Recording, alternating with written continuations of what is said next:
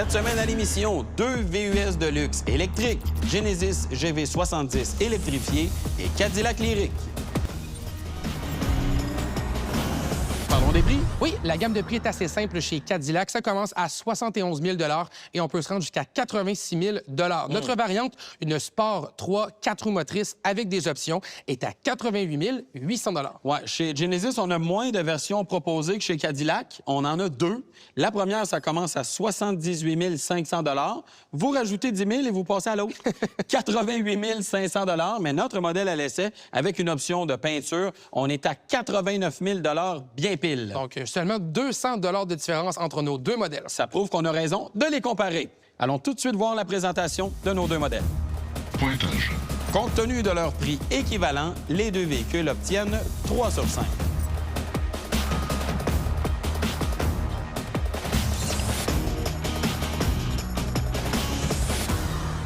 Un élément qui saute aux yeux avec nos deux VUS électriques, c'est qu'il y en a un, le Cadillac, qui est un véhicule électrique à la base. Oui. Et on voit que les proportions sont très différentes du Genesis, qui, lui, est un VUS à gaz au départ, mais qui a été transformé en véhicule électrique. Oui, absolument. On sait que les constructeurs, quand ils conçoivent un véhicule électrique depuis le début, là, une plateforme dédiée aux véhicules électriques, ont beaucoup plus de liberté dans le développement. Et ça paraît pour le Cadillac Lyriq. On voit que les roues sont vraiment repoussées aux extrémités, ce qui laisse quand même beaucoup de place pour la batterie qui est entre les roues. Mais ça donne beaucoup plus de créativité pour les constructeurs automobiles. Ici, on voit que Genesis a été pris un peu avec les contraintes reliées à un moteur thermique, donc des roues qui sont peut-être un peu plus proches du centre du véhicule, et ça change vraiment le style. Ici, le Cadillac, on voit vraiment un véhicule qui est très allongé, formule quasiment familiale, et ça paraît dans les proportions. Oui, on a 20 cm de plus en termes d'empattement sur le Cadillac Lyriq. On devrait le voir à l'intérieur. Chose aussi que j'apprécie de ce véhicule-là, c'est justement, tu en parlais, le véhicule familial, je le revois aussi à l'avant. Ouais. Tu sais, on a une calandre qui est très rapprochée, des phares aussi, tout est très bas,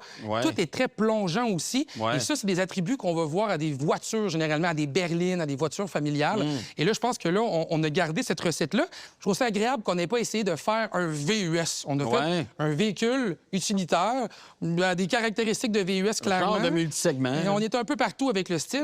Et ça, j'apprécie ça quand même, ces proportions-là. Oui, puis ça fait une différence quand même avec le Genesis, qui, lui, est plus ramassé, plus trapu. Portion arrière qui est plus courte que ce qu'on a du côté du Cadillac. Ça donne donc une apparence un peu plus VUS. Même chose à l'avant aussi, capot qui est plus long, un petit peu plus haut que ce qu'on a du côté de chez Cadillac. C'est vrai qu'à l'avant, on voit les lignes typiques de Genesis, donc les phares séparés en deux. Grille de calandre aussi qui est très, très proche de celle du véhicule à moteur thermique, donc en matière de design. Mais ici, à l'intérieur, c'est fermé complètement parce qu'on n'a évidemment pas les mêmes besoins de refroidissement qu'un véhicule à moteur 4 cylindres ou V6. Le port de recharge est dissimulé dans la grille de calandre à l'avant. Oui. Ça, quand même intéressant, je trouve, pour faciliter l'accès aux bornes de recharge rapide. On s'avance près de la borne et elle est juste devant le véhicule. Ça, c'est bon. Mais j'ai peur au coût de réparation. Disons qu'il y a un petit impact, là, le port de recharge, la plaque de radar, la caméra qui est ici, les phares, tout ça va manger le coup et ça risque de coûter très cher pour la réparation. Puis même l'hiver, le fait qu'elle soit en avant, ça peut avoir de l'accumulation de glace et de neige, avoir de la difficulté à ouvrir. Donc ça, c'est à pointer. À souligner. Une chose aussi à dire, c'est qu'on n'aura pas un coût de réparation moins dispendieux là, chez Cadillac. Pas avec cette grille-là. Regardez, là, on a des phares ici là, qui vont s'illuminer, danser. On a une synchronisation de lumière. J'aime ça, moi. Ou j'aime ça, mais j'aimerais pas ça réparer ça, moi, je veux le dire. On a la calandre aussi à l'avant qui est en plastique, mais avec des lumières intégrées. Donc, encore une fois, on ajoute de l'apparence, un peu de bling-bling. Moins à mon goût, je trouve que ça fait un peu moins haut de gamme. On dirait qu'on force la note ici, tandis que chez Genesis, on n'a pas voulu trop en faire. Et j'ai l'impression que c'est un véhicule qui a l'air plus cher. Simplement, en termes de style, surtout là avec la version Sport. Une version Sport 3 pour le Cadillac. Une version qui va venir assombrir beaucoup d'éléments. Les tours d'ailes, les roues de couleur noire, des roues de 22 pouces quand même. Même chose que lorsqu'on va vers l'arrière, toutes les moulures sont noires. Autour des fenêtres. Autour des fenêtres. Les feux aussi à l'arrière sont assombris. Donc, on a vraiment un véhicule, je trouve, qui perd ses lignes. Et quand on va chercher toutefois une version luxury, qui est au même prix, ça, c'est important de le dire, on va avoir un peu plus de contraste dans les couleurs, qui va rapprocher un peu plus du style du Genesis. Et pour moi, ça fonctionne plus. Moi aussi, j'aime mieux la version luxury. Puis moi, je suis pas d'accord avec toi qu'ici, ça fait trop bling-bling. C'est ce que j'aime de ce produit-là. Chez Cadillac, on a une identité visuelle qui est très forte, qu'on traîne depuis des années. Et je trouve qu'on l'a fait évoluer à bon escient du côté du Lyriq. On a vraiment misé sur des éléments très forts pour la marque. Alors que quand je regarde le Genesis, je dis, coudonc, me semble que c'est un peu plate comme produit. C'est sophistiqué. Oui, c'est peut-être plus sophistiqué, mais regarde le chrome ici, autour des fenêtres, le support de toit aussi, le chrome un peu partout. Je trouve qu'on a moins de possibilités de personnalisation. Et à mon avis, c'est vraiment une force du Cadillac Lyriq. Peut-être, mais chose certaine, c'est pas l'assemblage qui va le faire gagner. Non. Parce que le Cadillac Lyriq a des défauts d'assemblage assez notables. On a beaucoup d'appliqués de plastique sur le véhicule pour justement essayer de rendre le style un peu plus sport, un peu plus dynamique. Ouais. C'est installé très lâchement. Tout le véhicule est en acier aussi. Je tiens à le noter, hein, c'est rare qu'on voit ça dans les véhicules électriques. Souvent, on va avoir des capots en aluminium. C'est pas le cas ici. Capot en acier, on a des ailes en acier, les portes en acier aussi. Et on a, par contre, une bonne épaisseur de peinture. Oui, ça, Donc, c'est bon. Ça vient peut-être rendre un peu le tout un peu plus rassurant. Mais clairement, Genesis est à l'avance en termes d'assemblage. Ça, c'est définitif. Toujours été une force des constructeurs sud-coréens. Il faut quand même le dire, les panneaux sont bien alignés, vraiment très solides. Il faut toutefois noter que la peinture est plus mince que ce qu'on a du côté de chez Cadillac. Pointage. C'est entre autres pour cette raison qu'il obtient 7 sur 10.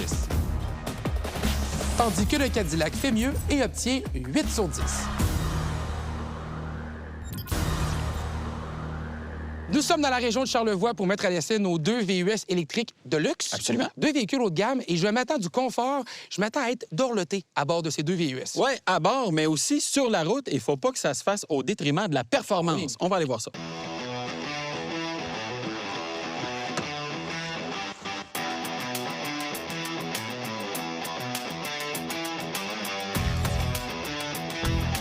Il faut grimper pour prendre place à bord du Cadillac Lyriq. Et lorsqu'on s'assoit à bord, eh bien, on découvre des sièges qui sont moelleux, mais qui n'offrent aucun support. J'ai pas de support pour les jambes, pas de support pour le dos non plus. Donc, franchement, ça fonctionne pas pour moi. Au niveau de la visibilité, maintenant, c'est correct vers l'avant, mais ça se corse beaucoup vers l'arrière, surtout pour les angles morts. On a des sièges avec des appuis-têtes incluant des haut-parleurs et ils sont larges. Vous ajoutez à ça un pilier B qui est massif et ça devient très difficile de faire un angle mort pour le conducteur. Donc ça, là-dessus, c'est à revoir. On gagne toutefois un rétroviseur caméra qui améliore la visibilité vers l'arrière, donc ça corrige légèrement cette lacune. Parlons ergonomie à bord du Cadillac Lyriq. Je comprends pas pourquoi Cadillac a mis des boutons aussi semblables sur le volant. Ça devient très confondant pour faire des actions. C'est mélangeant. Et je comprends pas non plus pourquoi le constructeur s'est obstiné à mettre une molette dans la console centrale pour contrôler le système d'infodivertissement. C'est pas nécessaire parce que l'écran, il est proche de nous, il est bien installé et on peut simplement faire de la navigation avec notre doigt. Je comprends pas pourquoi on s'est cassé la tête à alourdir le système comme ça. Parlant d'infodivertissement, on a un écran de 33 pouces, c'est complet, c'est rapide, ça inclut Android Auto et Apple CarPlay. Donc ça, pour moi, c'est une force du véhicule. C'est la même chose aussi pour l'instrumentation qu'on peut personnaliser. On a des commandes qui sont disponibles du côté gauche de l'écran aussi. Donc vraiment, au niveau de l'affichage, c'est spectaculaire à bord du véhicule.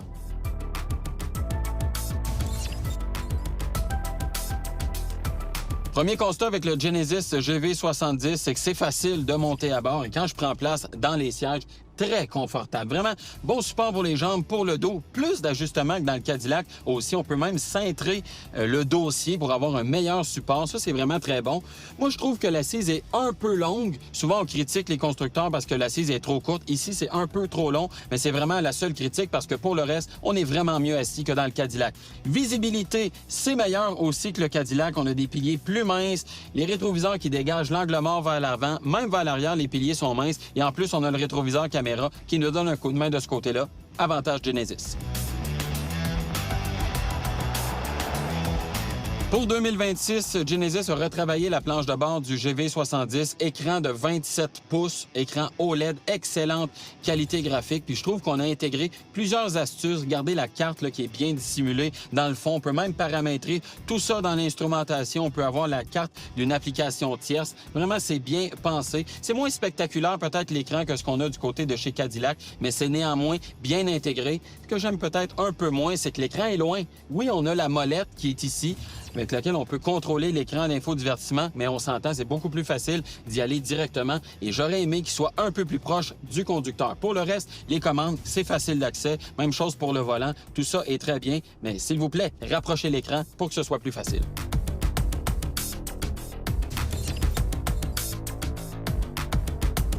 Une force, selon moi, du Cadillac Lyriq, eh bien, c'est l'espace de rangement qu'on a à bord. On a des bons vide-poches dans les portes, on a beaucoup d'espace là, dans la console centrale. Donc, franchement, un avantage ici pour le Cadillac comparativement au Genesis. Finition matériaux maintenant, c'est de bon goût à bord. J'aime les choix de couleurs qu'on a. C'est vraiment soigné et c'est beaucoup moins quétaine que ce qu'on a pu voir dans d'autres véhicules chez GM.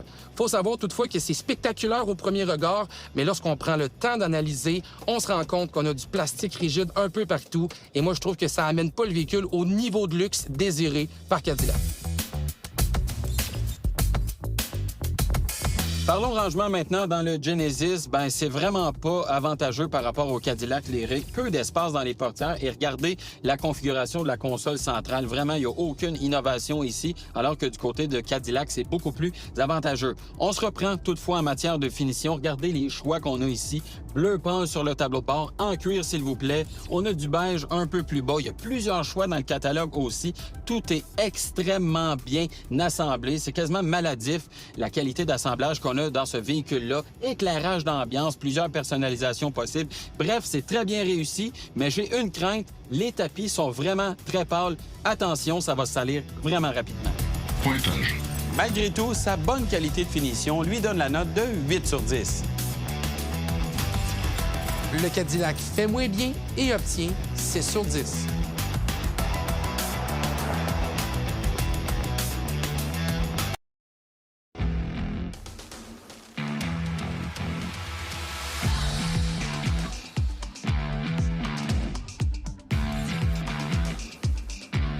On va parler de l'espace de chargement de nos deux véhicules. Oui, bon, on va en profiter pour parler de l'espace également aux places arrière. Quand même, il y a des différences ici du côté de chez Genesis. C'est un véhicule qui est plus petit. Oui. Donc, l'ouverture de la porte, c'est plus petit aussi, un peu plus complexe que le Cadillac Lyriq pour monter à bord. Oui, il faut grimper dans le Cadillac Lyriq, mais là, on voit l'avantage d'un véhicule électrique lorsqu'on s'assoit à bord. Ouais. Beaucoup de dégagement pour les jambes, même chose pour la tête aussi. Ouais. Donc, vraiment, on est bien. Seul problème, c'est la bosse qu'on a dans le dos. Ben oui, à l'endroit où se trouvent les ancrages pour siège de bébé, on dirait que le constructeur s'est obligé à rajouter une bosse pour dissimuler le tout, mais ça a un impact négatif sur le confort. Ah, puis je comprends pas pourquoi Cadillac a laissé passer ça, parce qu'on la sent vraiment beaucoup dans le bas du dos. Pas besoin d'être assis longtemps. Non, c'est vraiment inconfortable. Donc ça, c'est à revoir complètement. On est plus confortable dans le Genesis en termes de qualité de banquette. Oui, meilleur support pour les jambes, pour le dos aussi. On peut incliner le dossier avec beaucoup d'amplitude. Donc, moins d'espace peut-être, mais meilleur confort sur la banquette. Les commodités dans les deux, c'est à peu près la même chose. Ah, on a oui. les sièges chauffants, climatisation indépendante à l'arrière.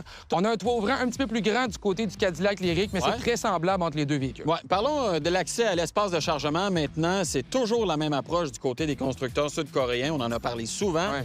On a la clé dans nos poches, le véhicule est verrouillé, on s'approche, bip, bip, bip, ça prend un certain temps, C'est même interminable. trop longtemps, Mais oui. puis à un moment donné, le haillon finit par s'ouvrir. C'est bien pratique parce que ça se fait de façon main libre, mais il y aurait moyen que ce soit peut-être un peu plus rapide. Oui, du côté de chez Cadillac, on utilise l'ouverture avec le pied. Ouais. Un système qu'on connaît bien, qu'on a vu avec d'autres constructeurs, mais ça fonctionne vraiment mieux avec le Cadillac Lyriq. Ouais, bien calibré. Vraiment. On a aussi un logo qui illumine le sol pour nous dire où effectuer le coup de pied pour ouvrir le haillon. Ouais, c'est facile. Ça fonctionne très bien à ce niveau-là. Bon, parlons de l'espace disponible une fois que le haillon est ouvert. Vraiment des configurations différentes. Chez Genesis, plus large, moins long. Ouais. On a 813 litres et c'est un peu l'inverse du côté de chez Cadillac. Moins large, plus long. Eh oui. Et on est à 793 litres une fois que la banquette est relevée. Ouais. Je gagne toutefois lorsqu'on abaisse le dossier des sièges. Oui. Je suis à 1722 litres. Ouais, plus d'espace que dans le Genesis qui, lui, est à 1600 litres. On a des manettes, c'est vrai, de part et d'autre de l'espace de chargement pour rabattre à distance Ouais. le dossier de la banquette. Ça se fait très bien, mais pas le choix de concéder la victoire à Cadillac pour l'espace de chargement. Jusqu'à présent, ça loge bien, mais la hauteur est limitée.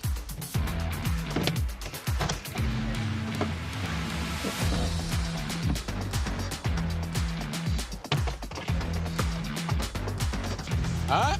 Ça rentre plus. J'ai atteint la capacité maximale. 11 bacs qui sont venus à bout de rentrer dans le véhicule. Point négatif, c'est que je vois plus rien en arrière. Mais j'ai un rétroviseur caméra, par contre. On était à quelques centimètres de réussir, mais le haillon ne ferme pas. Malgré tout, j'ai rentré 12 bacs à bord. Petit avantage pour le Lyriq. Pointage. Le Genesis ici obtient 7 sur 10. Le Cadillac fait mieux et obtient 8 sur 10.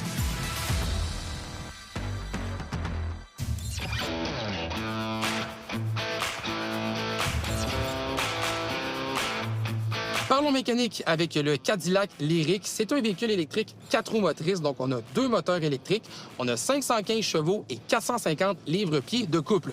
C'est puissant, le couple est là, mais c'est pas non plus hallucinant comme puissance. On a déjà vu des véhicules électriques plus réactifs que le Cadillac Lyriq. Il faut savoir toutefois qu'on a un système de freinage régénératif qui est contrôlable, donc on peut mesurer l'intensité qu'on aimerait avoir. On peut le mettre en mode normal, le mode élevé également, et on va avoir une conduite à une pédale. Le véhicule va vraiment s'immobiliser au complet lors de la conduite.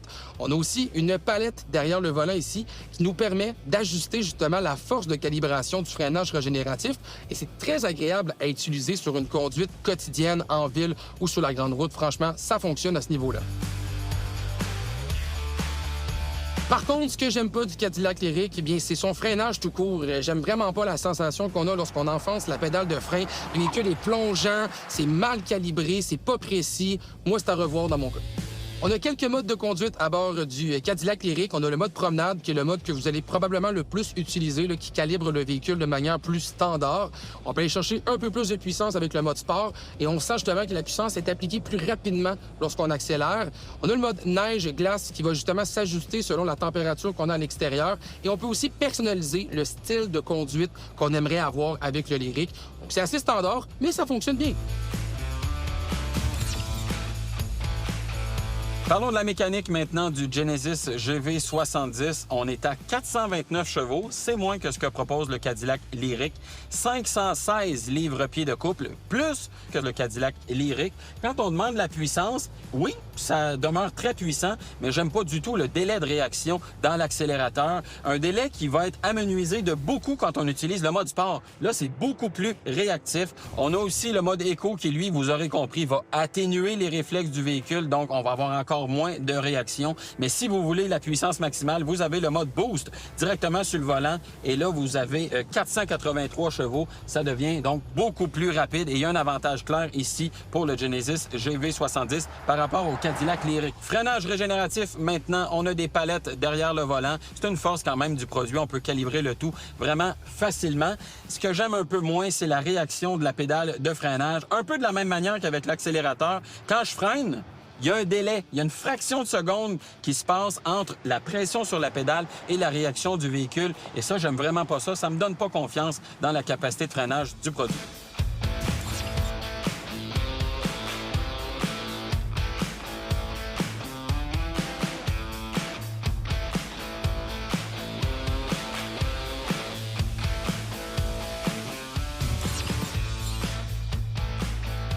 Parlons du comportement routier du Cadillac Lyriq. C'est un véhicule qui est mou. On a une suspension qui est molle, et je comprends l'idée du confort ici, mais on aurait pu quand même améliorer le comportement routier du véhicule en améliorant la fermeté de la suspension.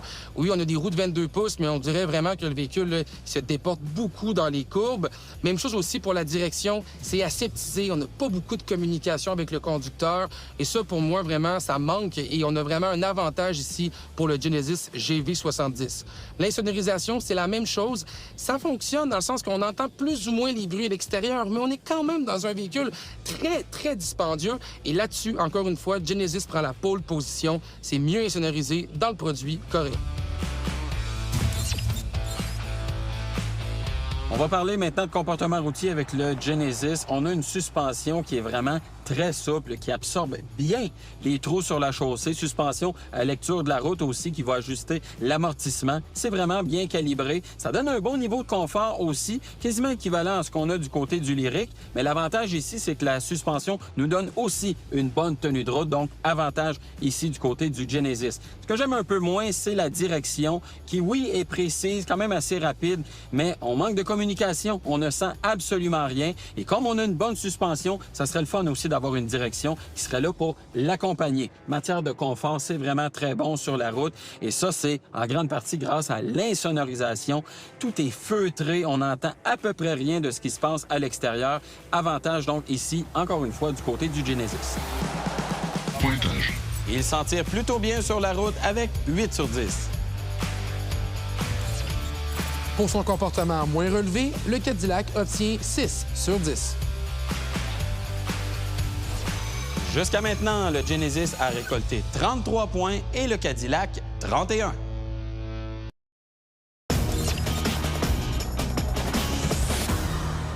De retour à RPM, on va parler maintenant des technologies embarquées dans nos deux véhicules. Et quand on pense à des systèmes d'assistance à la conduite, il y a un avantage du côté de chez Cadillac avec le système Super Cruise. Oui, c'est un système de conduite semi-autonome. Oui. On peut vraiment lâcher le volant et le véhicule va conduire pour nous, surtout sur autoroute. C'est là que ça va mieux fonctionner. On va également faire des changements de voie automatiques. Donc, le véhicule va changer de voie, activer les clignotants et même se remettre dans sa voie sur l'autoroute. C'est le véhicule qui décide, là. Vraiment. Donc, on est une coche au-dessus en termes de technologie. Si on le compare au Genesis, il faut savoir que c'est une technologie qui fonctionne par cartographie. Oui. Donc, ça fonctionne avec les routes qui sont enregistrées dans le système du véhicule. Oui. On utilise les radars, les caméras aussi. Oui. Donc, c'est quand même évolué là, en termes de système. Oui, du côté de chez Genesis, on n'est pas à ce niveau. On a un système HDA2 qu'on appelle qui va vous aider sur autoroute, avoir un système de conduite semi-autonome, là, gérer la direction, surtout, mais vous demande toujours d'avoir les mains sur le volant. Donc, avantage chez Cadillac ici, où c'est vraiment un système main libre. Et chez Genesis, si vous voulez faire un changement de voie, vous devez activer vous-même le clignotant et c'est le véhicule qui va le compléter. Donc, on doit être plus attentif, plus impliqué dans la conduite que ce qu'on a du côté de chez Cadillac. Clairement plus classique chez Genesis, mais il faut savoir toutefois que le Super Cruise demande un abonnement. Donc, c'est gratuit pendant 3 ans et ensuite, c'est environ 30 $ par mois pour avoir un système Super Cruise et le réseau sans fil à bord du véhicule. Les deux sont nécessaires pour faire fonctionner les systèmes. Donc, il faut savoir que c'est pas gratuit non plus, cette belle technologie-là. Oui, c'est ça. Parlons maintenant des capacités de recharge de nos deux véhicules, quand même des aspects très importants. Avantage du côté de chez Genesis, pour la simple raison qu'on a une batterie qui fonctionne à haute tension, 800 volts, c'est l'architecture. Ça permet d'accueillir plus de puissance de recharge. Dans nos tests, on a utilisé une borne de recharge 180 kW du circuit électrique, très répandue, sinon la plus répandue au Québec. Et on a obtenu une puissance moyenne de 156 kW. Ce qui est quand même très intéressant quand on compare avec le Cadillac. Clairement, on a une architecture à 400 volts, donc on peut accueillir moins d'énergie à bord du véhicule lorsqu'on le recharge. Et ça nous donne une recharge de 115 kW de moyenne qu'on a obtenue. Il faut savoir aussi qu'on a une batterie de 102 kWh ici, donc une batterie qui est plus grande aussi. Et on voit que le véhicule a besoin de plus de temps pour réussir à se recharger. C'est ce que ça veut dire. Plus la puissance est élevée, moins de temps vous allez passer à la borne de recharge. Donc, avantage ici du côté de chez Genesis. Et on va parler de la sécurité maintenant. De ce côté-là, quand même, nos deux véhicules se défendent assez bien. Oui, on a 8 coussins gonflables pour les deux, autant pour le Cadillac que pour le Genesis. Les notes sont satisfaisantes, mais il faut savoir que Genesis a réussi à obtenir le maximum en termes de points et de sécurité. Top Safety Pick Plus. Là. Donc, on a vraiment un petit avantage ici pour le produit sud-coréen. Pointage. Malgré tout, les deux produits se valent en matière technologique et obtiennent 7 sur 10.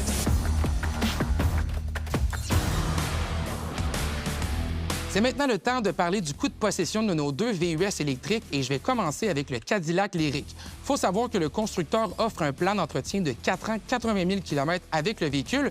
Ça couvre presque tout parce que le nettoyage des freins n'est pas compris. Il faut les nettoyer au moins une fois aux 24 000 km. Et à la 5e année, on va devoir aussi changer le liquide antigel du véhicule, ce qui nous amène un coût d'entretien à 1 755 $. Parlons des pneus maintenant. C'est des pneus de marque Michelin Primacy All Season. On est à 2 400 $ pour l'ensemble. Et les freins, c'est 2 200 $, incluant le temps et les pièces. Le coût de possession total sur 5 ans, 100 000 km est à 6 300 $, ce qui est plus élevé que ce que propose Genesis avec le GV70. Pointage. Les coûts de possession du Cadillac demeurent toutefois honnêtes et c'est pour ça qu'il obtient 11 sur 15.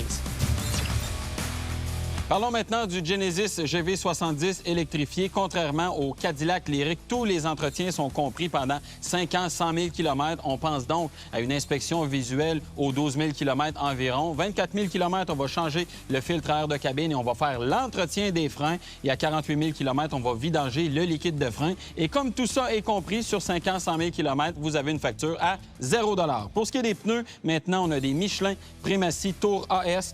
Remplacer les 4 pneus, ça va être 2 000 $. Et pour ce qui est de remplacer les freins aux 4 roues, pièces et main-d'œuvre, on est à 2 300 $. Donc, si on accumule le tout sur 5 ans, 100 000 km, ça nous donne un coût d'entretien total de 4 340 $. Pointage. C'est pour cette raison qu'il obtient 13 sur 15 pour ses coûts de possession. On est de retour à RPM et à ce stade-ci de notre match comparatif, il y a 4 points qui séparent nos deux véhicules. Oui, on a 53 points pour le Genesis et 49 points pour le Cadillac. Alors, c'est pas insurmontable comme écart. Non. Tout peut se jouer dans les prochaines minutes et on commence ça avec la garantie. J'ai été agréablement surpris de la protection proposée par Cadillac. Bien, moi aussi. Bon, la garantie générale est à 4 ans, 80 000 km. Ouais, si on compare avec le Genesis, on est à 5 ans 100. Ouais, donc c'est avantage chez Genesis, mais c'est pour le reste. Ben oui, la garantie moto-propulseur, on est à 6 ans, 110 000 km. Même chose pour l'assistance routière également. Ouais. La batterie, 8 ans, 160 000 km. Ouais. Et pour la perforation et la rouille, on est à 6 ans, kilométrage illimité. Oui, puis on dit souvent les constructeurs sud-coréens, dont Genesis, ont vraiment une bonne protection de garantie. On a 5 ans, 100 000 km groupe moto-propulseur, assistance routière, même chose. 5 ans, kilométrage illimité pour la perforation, ce qui n'est pas mauvais. Non, non. Même pour la batterie, 8 ans, 160, comme le Cadillac, c'est pas mauvais. Mais il reste que Cadillac est plus avantageux ici. Et c'est pour ça qu'on lui donne la note de 9 sur 10. Alors que du côté de chez Genesis, on donne la note de 7 sur 10. Fiabilité, maintenant, intéressant encore une fois parce qu'on a de l'historique avec le Lyriq. Ouais. Un historique qui n'est pas rose-rose depuis le début. Là. Ça a été difficile, surtout en lançant le modèle en 2022. On a vécu beaucoup de problèmes avec les poignées, des problèmes avec la plateforme également. Batterie, de nombreux rappels également. Ouais. Donc, vraiment pas évident pour le Cadillac Lyriq. Il faut quand même se remettre dans le contexte. C'était un des premiers, ou sinon le premier à arriver avec la plateforme Ultium. Ouais. Et ça a apparu là, sur le bilan de fiabilité. Ça s'est amélioré un peu avec le temps, mais disons qu'on n'est pas au beau fixe là non plus. Là. Non, pas du tout. Et c'est pour ça qu'on lui donne la note de 3 sur 10. Ouais, ça fait mal. Genesis, on a du recul avec les Ioniq 5, entre autres, EV6 du côté de chez Kia. Ça va quand même assez bien en termes de fiabilité. Il y a toujours l'épée de Damoclès au-dessus de la tête des produits EGMP, là, de la plateforme EGMP. C'est le fameux ICCU, l'unité de contrôle de charge intégrée. Qu'on surveille. Qu'on surveille, causer beaucoup de maux de tête aux propriétaires de ces modèles-là dans les années passées. Bon, on est encore en évaluation de tout ça, mais il reste que globalement, la fiabilité va sans doute s'avérer plus rassurante que le Cadillac. On lui donne donc la note de 6 sur 10. Pour la valeur de revente, j'ai été surpris de voir à quel point le Cadillac Lyriq conservait quand même bien sa valeur de revente pour un véhicule électrique. Il y a le logo Cadillac, puis moi, je suis convaincu qu'il y a des gens qui sont attachés à ce prestige. Je pense que oui. Même le style, hein, on a une forme un peu différente, le luxe qu'on a à avoir également. Donc, clairement, ça rejoint plusieurs acheteurs. Et on s'est rendu compte qu'il y avait une meilleure valeur de revente que le GV70, le Lyriq. Oui, absolument. Quand même intéressant. Il y en a plus aussi disponibles. Les gens sont peut-être plus attirés justement parce qu'on en voit plus. Ça a un impact sur la valeur. Absolument. Et c'est pour ça qu'on donne la note de 6 sur 10 au Cadillac. Alors que chez Genesis, on est à 5 sur 10. C'est le temps de faire les points forts et points faibles de nos deux modèles. Commence avec le Cadillac. Oui, et ses points positifs. Je vais parler de sa suspension axée sur le confort. Je pense que c'est mon coup de cœur du véhicule. On a aussi la conduite main libre qui est intéressante et l'espace de rangement à l'intérieur qui est généreux. Au niveau des points négatifs, maintenant, la fiabilité qui est incertaine. Il y a certains matériaux aussi qui sont déplorables et on a un comportement routier qui est aseptisé. Allons-y pour le Genesis maintenant. Et ses points positifs, une superbe finition à l'intérieur de l'habitacle, un très bon confort sur la route et une mécanique électrique qui est vraiment à point et bien adaptée à ce type de véhicule. Du côté des points négatifs maintenant, une autonomie électrique qui est correcte sans plus, une conduite aseptisée, un peu à l'image du Cadillac finalement, et un délai dans l'accélérateur et dans le freinage aussi. Recommandé ou pas ces deux modèles? Pour le Genesis, on va le placer en évaluation pour le moment. C'est un véhicule qui a été modifié. On a transformé la batterie. On a changé aussi un petit peu des composantes internes du produit. Il y a l'incertitude ICCU aussi qui nous pousse à aller là. Voilà. Et pour le Cadillac Lyriq, c'est un véhicule que nous ne recommanderons pas simplement parce que on a de l'historique. Cadillac n'a pas encore réussi à régler tous les problèmes avec le Lyriq et ses codes de fiabilité ne sont pas à la hauteur. Voilà, c'est dit. Maintenant, déclarons le gagnant du jour. Oui, et je vais commencer avec le Genesis GV70 qui a accumulé 71 points. Oui. Tandis que le Cadillac Lyriq a accumulé 67 points. C'est donc le Genesis GV70 électrifié qui remporte ce match comparatif. Quand même des avantages là, en termes de capacité de recharge, finition dans l'habitacle aussi. Même si c'est un véhicule qui dérive d'un véhicule à moteur thermique, il a quand même prouvé sa pertinence sur le marché. Oui, on a aussi les coûts de possession qui sont très, très faibles avec le prix qui comprend les entretiens dans le Genesis GV70. Je pense que ça, c'est un avantage qui est clair et net. Le Cadillac Lyriq est encore un produit intéressant en termes de confort, mais clairement tire de l'arrière contre le GV70 électrifié.